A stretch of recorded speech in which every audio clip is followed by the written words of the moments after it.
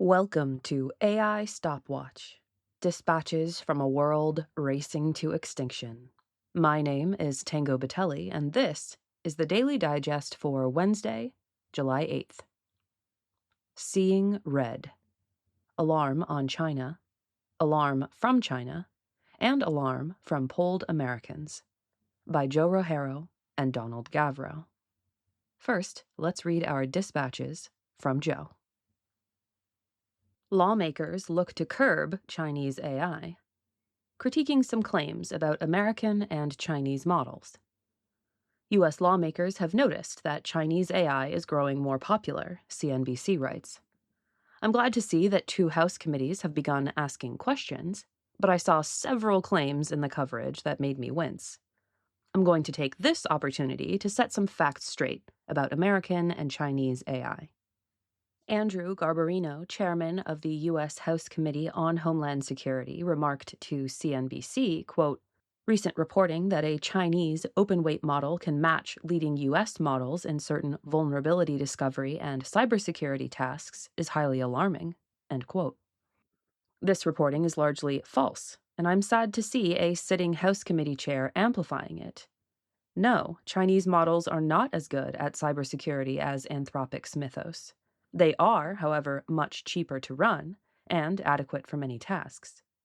This cost advantage led Andy Ogles, chairman of the Subcommittee on Cybersecurity and Infrastructure Protection, to observe, quote, "If we do nothing, Chinese models become the default foundation of the global digital economy, carrying embedded censorship, uncertain security, and capabilities distilled from our own laboratories with the safety guardrails stripped out," end quote. I give Ogles 2.5 out of 3 for accuracy. Not bad. Chinese models do carry censorship. Try asking DeepSeek about the Tiananmen Square massacre. It's worth noting that US models do some censorship too. Grok at one point seemingly censored negative coverage of certain leaders, and Google's Gemini was once documented refusing to answer, quote-unquote, "Where is Palestine?" Various kinds of soft censorship and politically non-committal behavior have featured in the news as well, but I expect significantly tighter and more consistent censorship from China. Is the security of these models, quote-unquote, uncertain? If anything, that's an understatement. But security concerns are more a feature of AI in general than Chinese AI in particular. No company, American or Chinese, knows how to exert robust, fine-grained control over the alien agents they are building. That said, if you access a Chinese AI through a Chinese server, you should probably assume that the whole conversation can be seen and influenced by someone in China. What about the final claim? Quote, "Capabilities distilled from our own laboratories with the safety guardrails stripped out," end quote. This one is also true, but slightly misleading.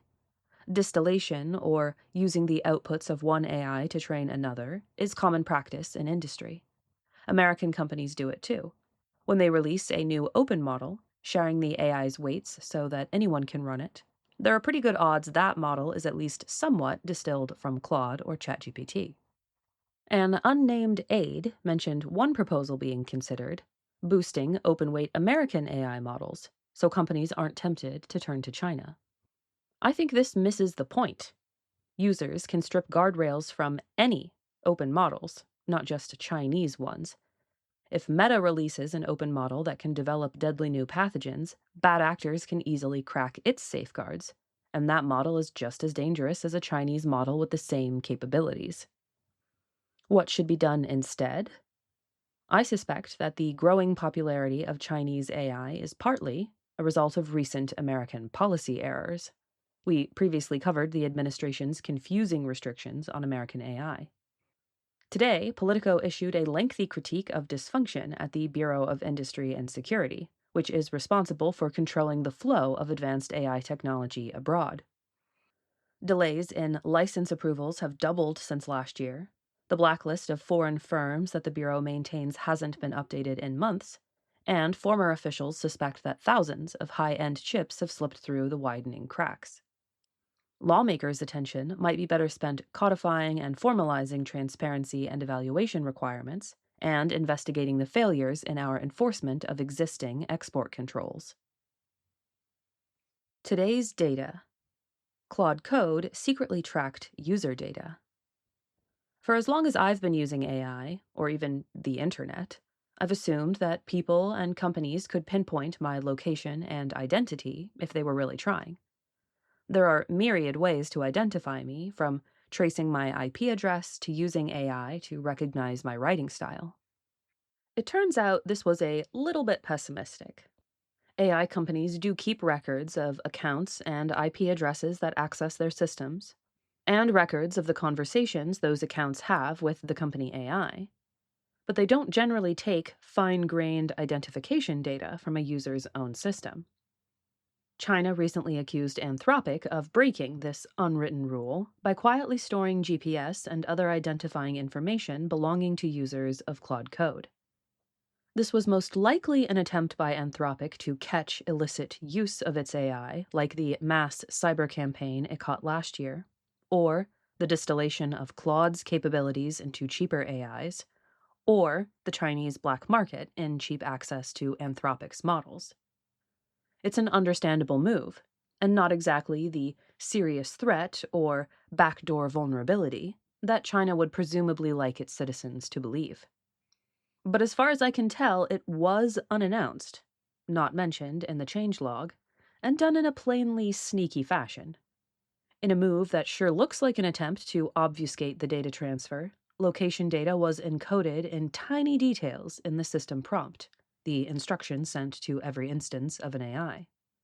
One of these details was the date separator, either a hyphen or a forward slash, and the other was the exact kind of apostrophe in the phrase, quote unquote, today's date is. It should not be news to us that AI companies can, and sometimes do, secretly modify user requests or store user data. Remember, they keep all your conversations. It says so in the privacy policy. Chat transcripts can even be used as evidence in court. Some sources claim the hidden tracking has since been removed.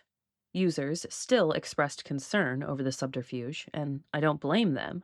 This incident looks to me like Anthropic is flying by the seat of its pants regarding security, and it doesn't leave me very confident in their ability to protect the data they store. In many ways, privacy trades off against catching illegal and unethical behavior. I don't pretend to know exactly where the line should be, but I do know this. If you were previously under the impression that AI companies are being open and responsible about their use of your data, today's a good day to reconsider. Dispatch from Donald. 65% of Americans are concerned about AI. Results from the tracking poll, Americans on AI. The Hill's Miranda Nazaro reports on a new poll tracking U.S. public opinion on AI. The poll, which is called Americans on AI, is run by the nonprofit Athena Insights. A new poll will be held every 2 weeks for the next year in order to track changes in opinion over time. 2 polls have been taken so far. The third update is due on July 15th. In the most recent poll, out of roughly 1,800 participants, 65% said they were either somewhat concerned or very concerned about, quote-unquote, AI's growing role in society. Only 24% said they were, quote-unquote, somewhat excited or, quote-unquote, very excited. The percentages don't add up to 100% because participants could answer, quote, none of these are close to how I feel, end quote, or decline to answer.